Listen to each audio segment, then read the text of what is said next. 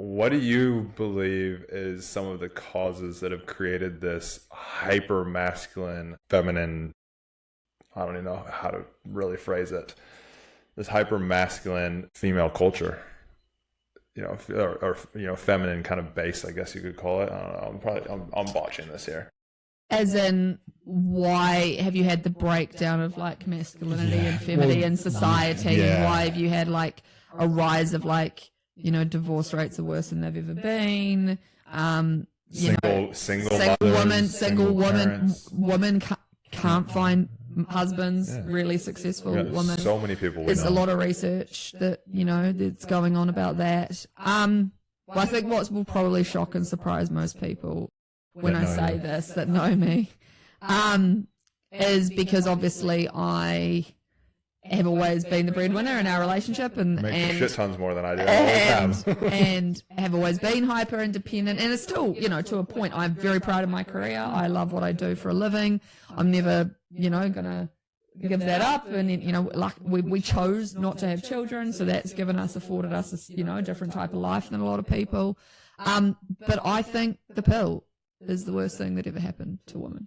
I think it's because and again, people probably be shocked to hear me say that because I don't have children and I've used contraception for many years to make sure that I didn't get pregnant, right? But when that revolution happened, it completely changed the dynamics of the household. All of a sudden, women could delay having children.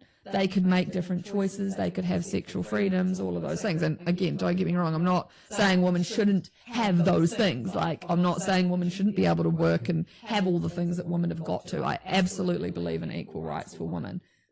What that has done to the family unit, though, and what that has done to relationships, I think that's where that's my personal opinion. I think that's where it started, because if you look around that era, again, we kind of were talking about it before, right?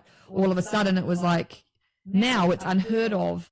If you're a household with children and you live in a major city in any part of the world, you can't not have both parents working. You literally could not afford to survive, right?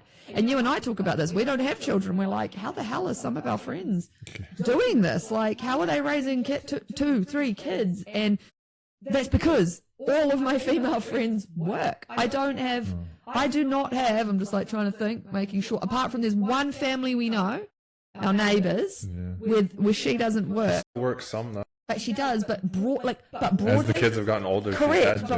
Correct, right? And so I could go on a ranting tangent about this because there's just so many facets to this that I think could be discussed. But I'm trying to keep it within the confines of the masculinity, femininity kind of conversation, because that's what we're here to talk about. But I think as soon as women had that, it meant women had more choices. And again, I'm not saying women shouldn't have choices. I want to make that really clear. But I think that is what you're missing